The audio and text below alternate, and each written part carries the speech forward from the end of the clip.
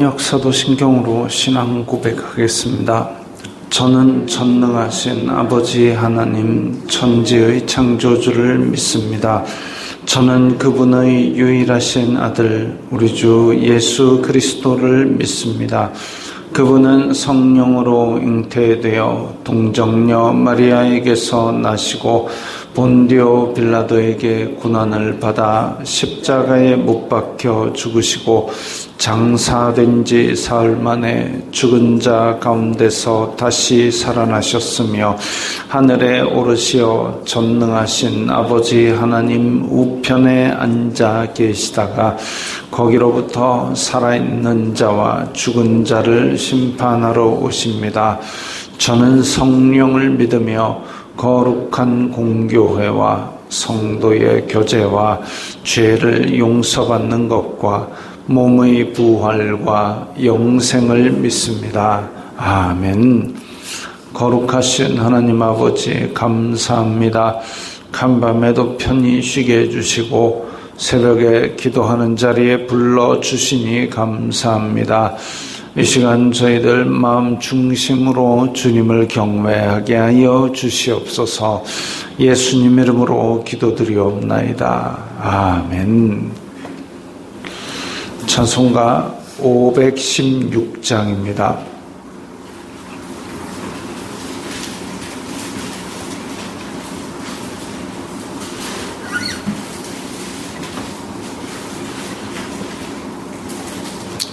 찬송가 516장입니다.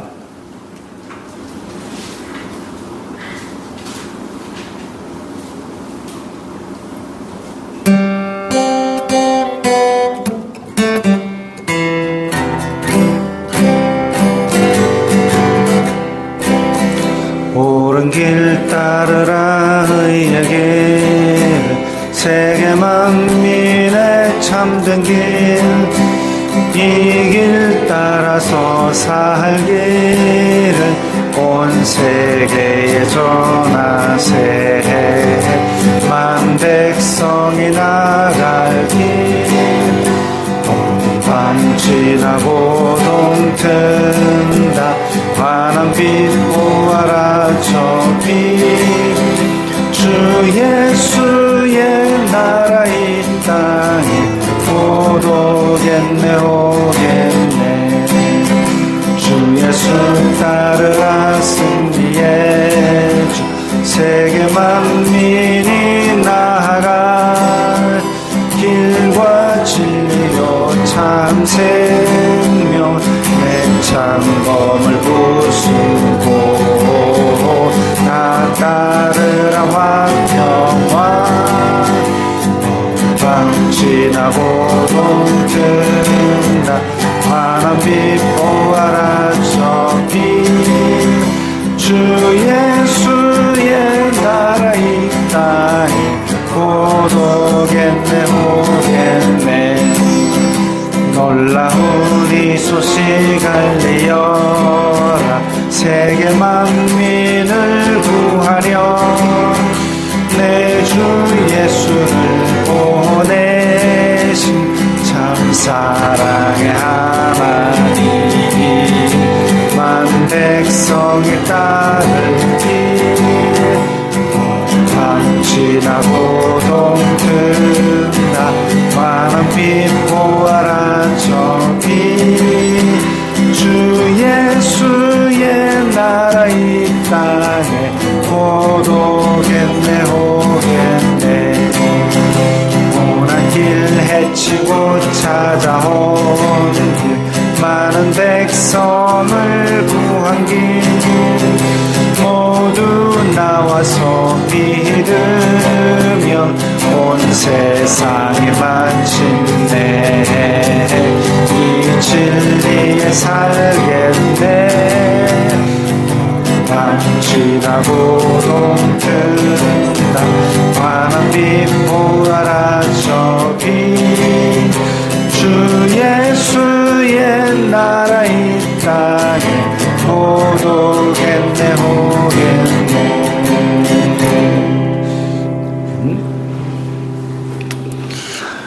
오늘 말씀은 누가복음 7장 24절부터 35절까지의 말씀입니다.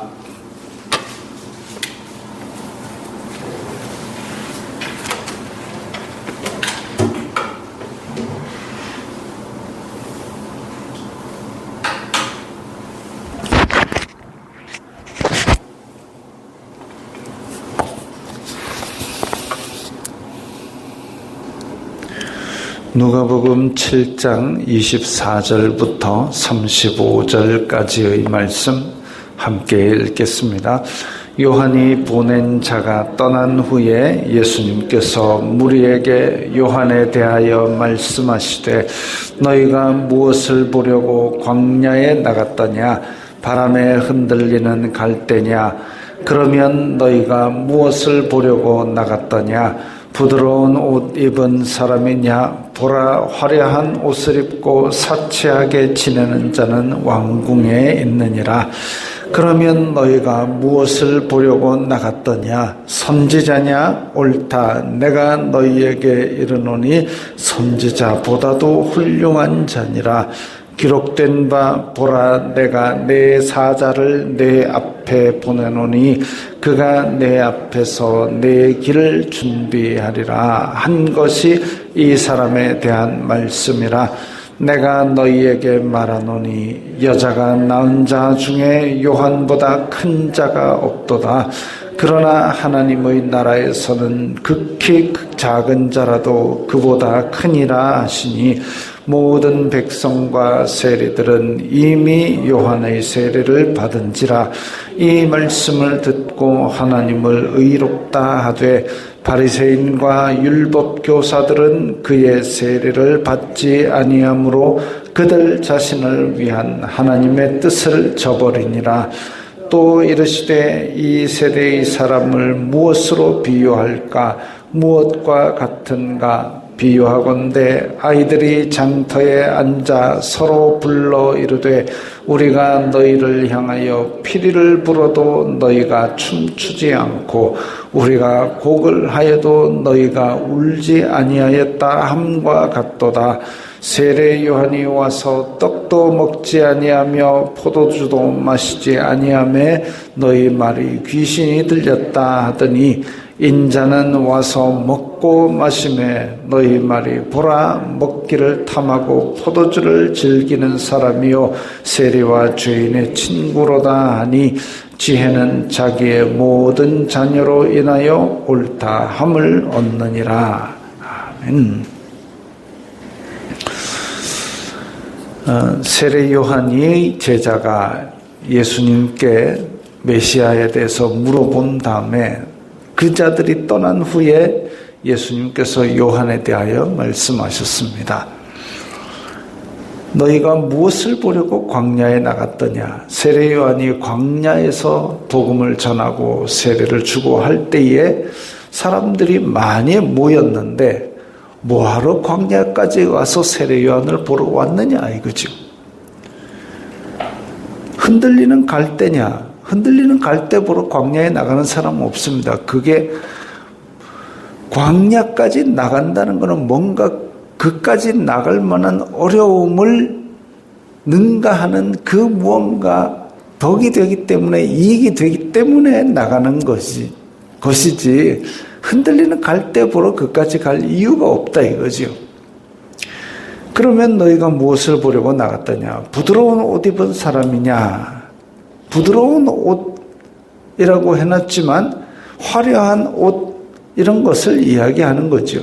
근데 그런 사람은 왕궁에 있느니라. 부드러운 옷 입고 사치하고 이거 헤롯 안디바가 그렇게 사치하고 자기의 동생의 아내를 빼앗고 이렇게 화려한 것처럼 보이지만 사람의 욕망을 달성하는 것은 그것 보러 광야까지 나가지는 않는다 이거죠. 우리들이 방송이나 이런 데 보면 연예인들의 화려한 삶을 봅니다. 비싼 옷을 입고 비싼 음식을 먹고 그런 것들을 보면서 야 저렇게 되고 싶다. 그건 우리가 광야로 나갈 만한 이유가 안 됩니다. 우리가 사는 목적이 연예인들처럼 비싼 옷을 입고 비싼 음식을 먹는 것에 인생의 목적이 있지 않다 이거지요. 많은 사람들이 그것을 향해 달려가지만 그건 아니다. 그러면 너희가 무엇을 보려고 나갔더냐? 선지자냐? 선지자, 하나님의 말씀을 전하는 사람. 옳다 내가 너희에게 이르노니 선지자보다도 훌륭한 자니라. 광야까지 나온 이유는 그때 당시에 교통도 불편한데 걸어서 그 험난한 길을 걸어서 광야까지 나온 이유는 그렇게 이 세상의 이 욕심을 채우기 위해서 나온 것이 아니라 하나님의 말씀에 대한 갈급함으로 나왔을 것인데, 그 세례 요한은 하나님의 말씀을 전하는 어떤 사람들보다도 더 뛰어난 훌륭한 사람이다. 예수님께서 세례 요한에 대해서 평가하십니다. 왜 그러느냐?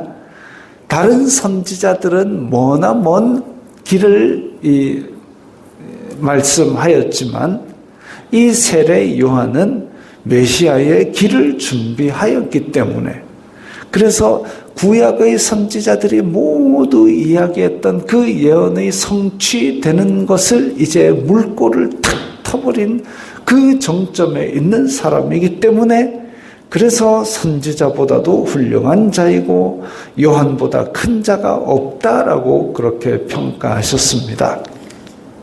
어찌 보면 곧 이 세상의 목숨이 끝이 날 세례 요한에 대한 예수님의 어떤 안타까운 마음과 한편으로 이런 선지자를 잃어버릴 백성들에 대한 안타까운 마음과 이런 것들이 다 포함이 되어 있는 표현들이지요.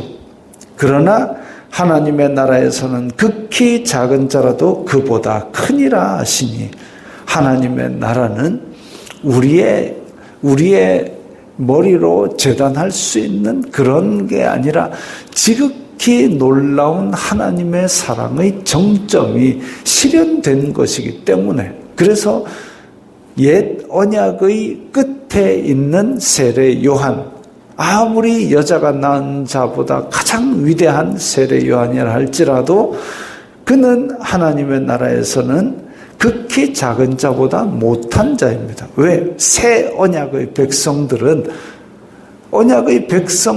그 개개인이 뛰어난 것이 아니라 하나님의 놀라운 사랑을 입은 새 언약의 백성이기 때문에, 구약의 이 율법 조항들이 아무리 뛰어나고 괜찮은 조항이라 할지라도 하나님의 은혜의 언약, 새로운 언약, 그것에 비하면 아무것도 아닌 것이기 때문에 그렇습니다. 29절과 30절은 대조를 이루고 있습니다. 모든 백성과 세리들은 이미 요한의 세례를 받은지라. 요한의 세례를 받은 이유가 뭡니까? 우리는 죄인입니다. 요한에게 나와서 그러면 우리가 어찌할꼬? 이전에 나의 삶이 잘못되었다라는 걸 인정하고 이제는 우리가 어찌할꼬? 믿음으로 말미암아 새로운 길을 걷고자 하는 결단이 있었습니다. 그래서 그 믿음을 보고 요한은 세례를 주었고, 그래서 죄인을 부르러 오신 예수님은 이들과 함께 먹고 마셨던 것이죠. 왜? 내가 죄인입니다라는 고백을 했으니까 하나님의 은혜를 입은 겁니다. 이 말씀을 듣고 하나님을 의롭다 하되, 자기가 죄인이라고 인정한 사람들은 이 말씀을 듣고 하나님을 찬양했습니다. 하나님은 의로우시다. 하나님은 선하시다. 이게 바람직한 인간의 자세죠. 나는 죄인입니다. 하나님은 의로우십니다. 거룩하십니다. 그러니까 거기에서 하나님의 은혜 말고는 우리가 설 길이 없습니다가 나오는 겁니다. 그런데 30절에 보면 바리새인과 율법 교사들은 그의 세례를 받지 아니하므로, 왜? 이 사람들은 내가 율법 다 지켰으니까 나는 의롭다라고 생각하니까 요한나 앞에서 세례를 받지 않은 겁니다. 하나님께서 주시는 은혜를 거부한 겁니다. 내 공로로 어떻게 해보려고 하는 거죠. 그러나 인간의 공로는 아무리 뛰어나봐야 하나님의 은혜를 받을 자격이 없는 거지요. 사람은 자기의 의로 하나님 앞에 갈 수가 없습니다. 그들 자신을 위한 하나님의 뜻을 저버리니라. 그들 자신을 위한 하나님의 뜻, 하나님께서 구원하사 은혜를 베풀고자 하시는 그 은혜를 저버린 겁니다. 그러니까 이 29절과 30절에 내가 죄인입니다라고 하나님께 나온 사람과 나는 그래도 의인인데 라고 버티고 있는 이 복음을 거부하는 사람들을 대조해서 이야기하고 있죠. 그들은 하나님을 의롭다 하되 하나님을 찬양하는 열매를 맺지 않습니다. 왜? 자기 자신이 지금 제일 의롭고 자기 자신이 하나님이기 때문에. 에덴에서 이 아담과 하와가 무엇 때문에 시험에 들고 넘어졌느냐? 내가 하나님처럼 의롭게 되겠다 라는 걸 가지고 하나님의 명을 거역을 했습니다. 자기 자신이 하나님 자리에 올라서려고 하면 결국은 하나님의 뜻을 저버리게 되고 은혜를 받지 못하게 되고 자기가 의롭다 하게 되고 결국은 그렇게 멸망의 길을 가는 거지. 근데 이 죄인을 부르러 오신 예수님께서는 이 모든 백성과 세리들 제가 죄인입니다 라는 사람들과 함께 하나님께 영광을 돌리게 됩니다. 내가 성공을 하고 내가 잘나고 이런 것만 간증이고 이런 것만 하나님께 영광을 돌리는 게 아니라 내가 죄인입니다. 내가 약한 자입니다. 라는 그 고백 속에 하나님께 영광을 돌릴 수 있는 겁니다. 또 이르시되 이 세대의 사람을 무엇으로 비유할까? 장터에 앉아서 피리를 불어도 춤추지 않고 곡을 하여도 울지 않는다. 피리를 불어도 춤추지 않는다. 지금 아이들이 극놀이를 할 때에 피리를 분다. 이거는 이제 신나는 것, 신나는 놀이, 결혼식 놀이 이런 걸 할 때도 전혀 기뻐하지 아니하고 곡을 하여도 장례식을 흉내내고 노는데도 울지 아니하였다. 반응이 없는 거죠. 그 설명을 33, 34절에 하고 계십니다. 세례 요한이 와서 떡도 먹지 아니하며 포도주도 마시지 아니하는 것, 장례식이죠. 슬픈 일을 당한 것처럼 그렇게 떡도 먹지 아니하고 거친 음식을 먹고 거친 옷을 입고 광야에 나갔을 때 이 바리새인과 율법 교사들은 뭐라 그랬냐면은 저거라, 이거 귀신 들렸다. 먹지도 않고 어떻게 저 광야에서 저렇게 거친 옷을 입고 거친 음식을 먹고 귀신 들렸다라고 그렇게 비난했습니다. 34절에 예수님은 이 세리와 죄인과 같이 먹고 마시고 이게 이제 결혼식 같은 그런 일들이죠. 그랬더니 또 아이고 먹기를 탐하고 포도주를 즐기는 사람이다. 이 바리새인과 율법 교사들은 자기가 하나님이고 자기가 판단 기준이니까 자기처럼 되지 아니하면 이쪽도 비난하고 저쪽도 비난하고 다 그냥 손가락질하고 비난하기 바쁜 겁니다.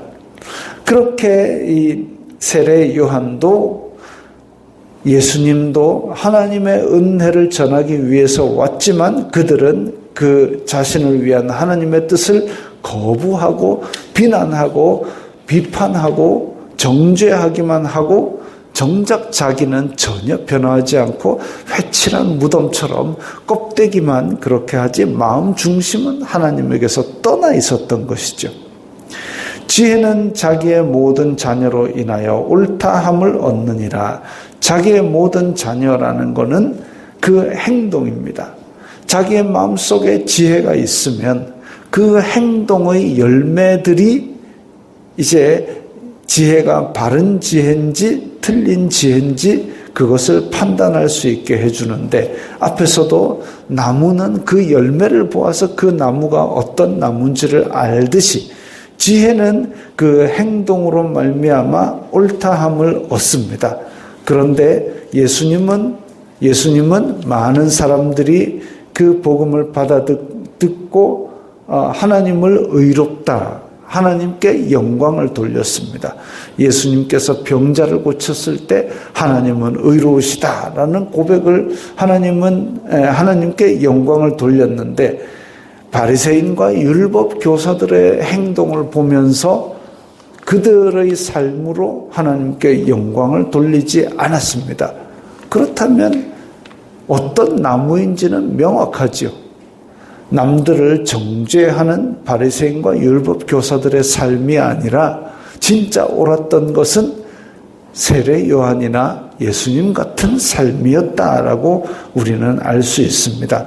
그러면 똑같은 잣대로 우리를 예수님께서 보신다면, 우리를 하나님께서 보신다면 뭐라고 평가하실까요? 뭐라고 평가하실까요? 우리의 삶에 의해서, 우리의 삶의 열매로 인하여 우리가 판단될 때에 하나님께서는 우리에게 뭐라고 하실까요? 과연 우리의 삶이 하나님의 영광을 위해서 먹든지 마시든지 하나님의 영광을 위해서 하고 있는가? 이것을 생각하면서 살아갈 때에 우리의 열매들은 하나님께 영광을 돌리게 될 것입니다. 기도하겠습니다. 거룩하신 아버지 하나님, 감사합니다. 저희들이 먹든지 마시든지 오직 저희들의 열매로 하나님께 영광을 돌리게 하여 주시옵소서. 저희들이 항상 마음속에 이것을 품고 살아가기를 원합니다. 도와주시옵소서. 예수님 이름으로 기도드리옵나이다. 아멘.